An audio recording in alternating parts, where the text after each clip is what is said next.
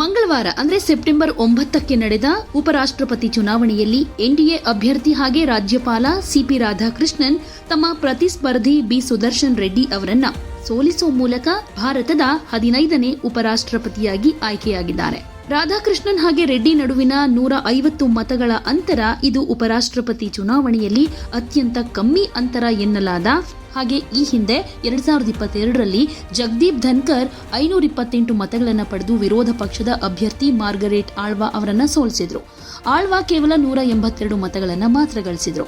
ಉಪರಾಷ್ಟ್ರಪತಿಯಾಗಿ ಆಯ್ಕೆಯಾಗಿರೋ ರಾಧಾಕೃಷ್ಣನ್ ಅವರಿಗೆ ಗೆಲುವಿನ ಅಭಿನಂದನೆಯನ್ನ ಸಲ್ಲಿಸಿದ್ದಾರೆ ಪ್ರಧಾನಿ ಮೋದಿ ಅವರು. ಟ್ವೀಟ್ ಮಾಡೋ ಮುಖಾಂತರ ಅವರು ಶ್ರೇಷ್ಠ ಉಪರಾಷ್ಟ್ರಪತಿಯಾಗ್ತಾರೆ ಹಾಗೆ ದೇಶದ ಸಾಂವಿಧಾನಿಕ ಮೌಲ್ಯಗಳನ್ನು ಕಾಪಾಡ್ತಾರೆ ಅನ್ನೋ ವಿಶ್ವಾಸವನ್ನ ಹೊಂದಿದೆ ಅಂತ ವ್ಯಕ್ತಪಡಿಸಿದ್ದಾರೆ. 2025ರ ಉಪರಾಷ್ಟ್ರಪತಿ ಚುನಾವಣೆಯಲ್ಲಿ ಗೆದ್ದ ಸಿಪಿ ರಾಧಾಕೃಷ್ಣನ್ ಅವರಿಗೆ ಅಭಿನಂದನೆಗಳು. ಅವರ ಜೀವನ ಯಾವಾಗಲೂ ಸಮಾಜಕ್ಕೆ ಸೇವೆ ಸಲ್ಲಿಸಿ ಮತ್ತು ಬಡವರ ಸಬಲೀಕರಣಕ್ಕೆ ಮೀಸಲಿಡಲಾಗಿದೆ. ಅವರು ನಮ್ಮ ಸಾಂವಿಧಾನಿಕ ಮೌಲ್ಯಗಳನ್ನು ಸುಧಾರಿಸುವ ಮತ್ತು ಸಂಸದೀಯ ಸಂವಾದವನ್ನ ಹೆಚ್ಚಿಸುವ ಅತ್ಯುತ್ತಮ ಉಪಾಧ್ಯಕ್ಷರಾಗ್ತಾರೆ ಅನ್ನೋ ವಿಶ್ವಾಸ ನನಗಿದೆ ಅಂತ ಎಕ್ಸ್ನಲ್ಲಿ ಪೋಸ್ಟ್ ಮಾಡಿದ್ದಾರೆ. ಇನ್ನು ಗೃಹ ಸಚಿವ ಅಮಿತ್ ಶಾ ಅವರು ಕೂಡ ಟ್ವೀಟ್ ಮಾಡಿ ಶುಭಾಶಯ ತಿಳಿಸಿದ್ದಾರೆ. ಇನ್ನು ಎಐಸಿಸಿ ಅಧ್ಯಕ್ಷ ಖರ್ಗೆ ಕೂಡ ಟ್ವೀಟ್ ಮಾಡಿದ್ದಾರೆ. ಅವರು ಶುಭಾಶಯ ತಿಳಿಸಿದ್ದು, ನೂತನ ಉಪರಾಷ್ಟ್ರಪತಿಗಳು ಆಡಳಿತ ವ್ಯವಸ್ಥೆಯ ಒತ್ತಡಗಳಿಗೆ ಮಣಿಯದೆ ಸಂಸದೀಯ ಸಂಪ್ರದಾಯಗಳ ಅತ್ಯುನ್ನತ ನೀತಿಯನ್ನ ಎತ್ತಿ ಹಿಡಿತಾರೆ. ವಿರೋಧ ಪಕ್ಷಗಳಿಗೆ ಸಮಾನ ಅವಕಾಶ ಮತ್ತು ಗೌರವ ಇದೆ ಅನ್ನೋ ವಿಶ್ವಾಸ ಇದೆ. ಉಪರಾಷ್ಟ್ರಪತಿ ಚುನಾವಣೆಯಲ್ಲಿ ಗೆಲುವು ಸಾಧಿಸಿದ ಸಿಪಿ ರಾಧಾಕೃಷ್ಣನ್ ಅವರಿಗೆ ಶುಭಾಶಯಗಳು ಅಂತ ಅವರು ಕೂಡ ಟ್ವೀಟ್ ಮಾಡಿದ್ದಾರೆ. ಇನ್ನು ಗೆಲುವಿನ ನಂತರ ಮಾತನಾಡಿದ ರಾಧಾಕೃಷ್ಣನ್ ಅವರು, ಎಲ್ಲರೂ ಒಟ್ಟಿಗೆ ಸೇರಿ ಕೆಲಸ ಮಾಡೋಣ, ಎಲೆಕ್ಷನ್ ಮುಗಿದಾಗಿದೆ, ಯಾವುದೇ ಪಾಲಿಟಿಕ್ಸ್ ಮಾಡೋದು ಬೇಡ, ದೇಶದ ಅಭಿವೃದ್ಧಿ ಕಡೆಗೆ ಗಮನ ಹರಿಸೋಣ.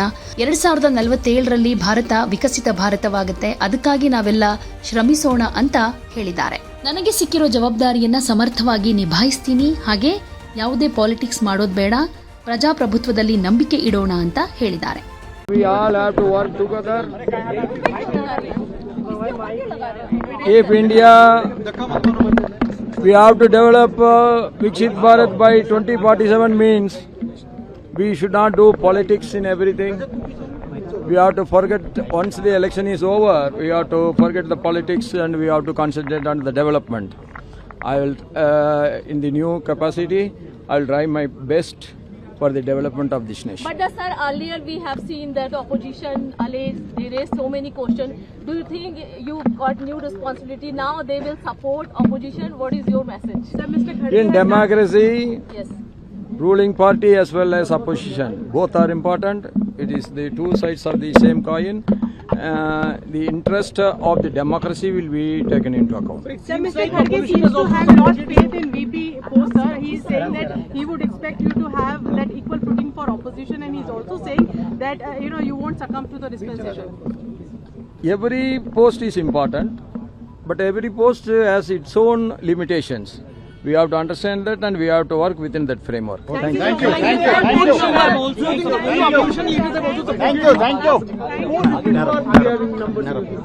See, it is the other side camp said it is a ideological fight. But from the voting pattern we understand the nationalistic ideology is overwhelmingly victorious.